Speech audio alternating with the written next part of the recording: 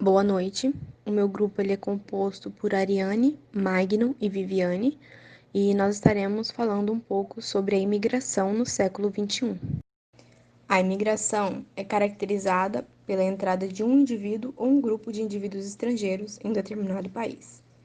Geralmente, ocorre por motivos pessoais, como, por exemplo, em busca de melhores condições de vida, um melhor trabalho. Alguns imigram fugindo de discriminações religiosas e políticas, e outros fugindo de zonas de guerra.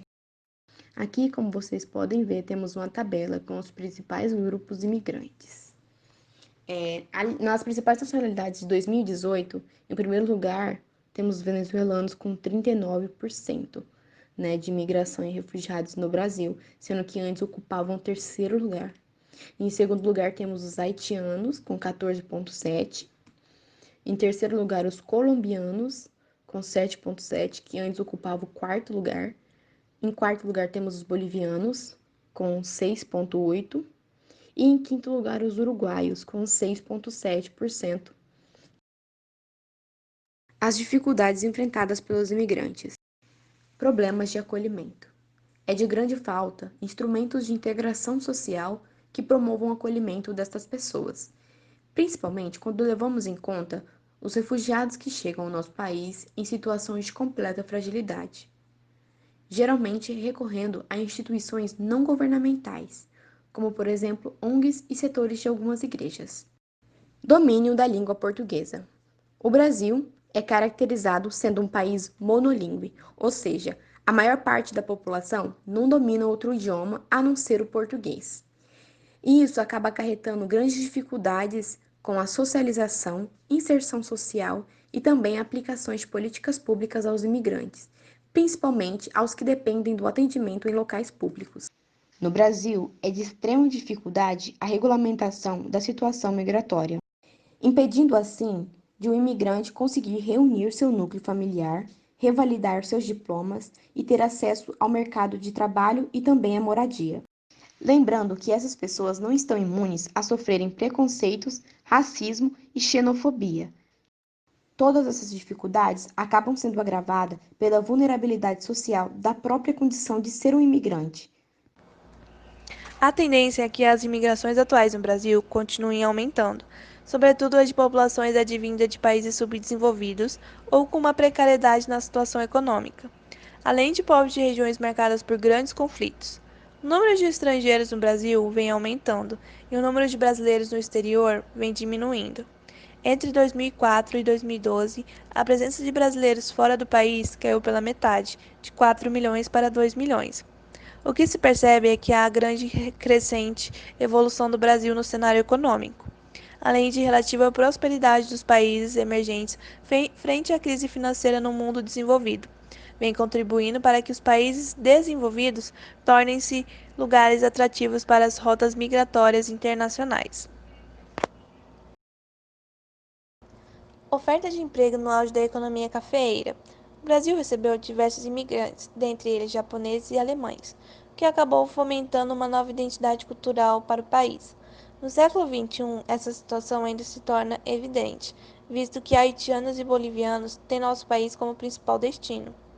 Antes de tudo, podemos destacar que o que movimenta tal movimento migratório é a desigualdade e a extrema pobreza.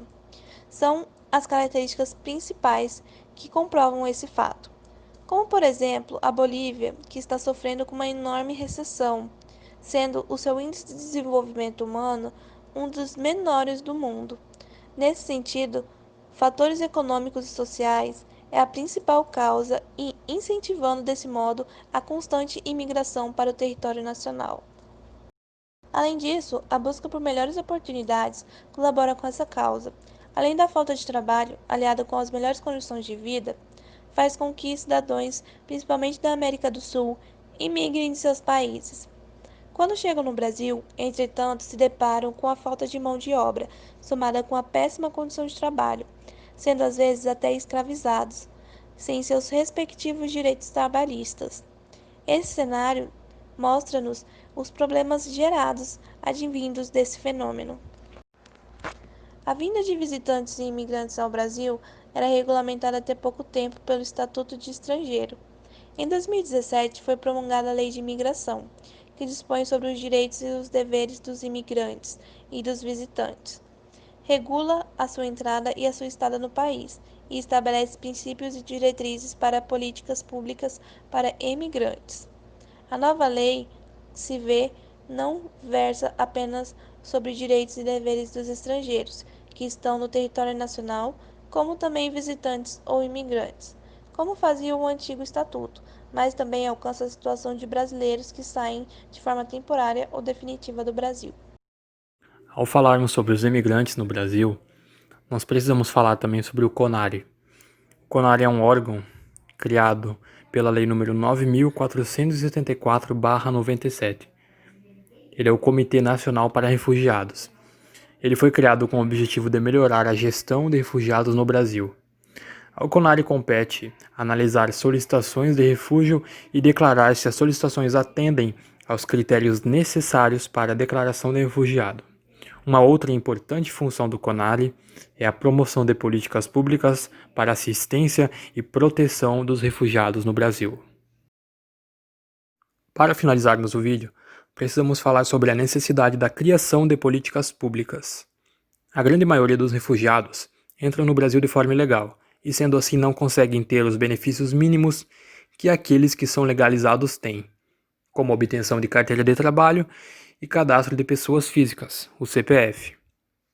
Políticas públicas de inserção de refugiados na sociedade são extremamente necessárias, pois quando o refugiado consegue estabelecer-se financeiramente, passará a não depender mais de auxílios financeiros do Estado, diminuindo assim os gastos e agregando valor econômico ao país. No entanto, vale salientar que a mão de obra desses refugiados geralmente é pobre e a competitividade com a mão de obra nacional torna-se dificílima para o estrangeiro, deixando muitos desempregados ou com subempregos. Sendo assim, as políticas de capacitação profissional para os refugiados poderiam trazer mais equidade no mercado de trabalho. Cursos fornecidos pelo Senai e pelo Senac agregam valor ao profissional e poderiam ser a porta de entrada para os refugiados no mercado de trabalho brasileiro. Obrigado.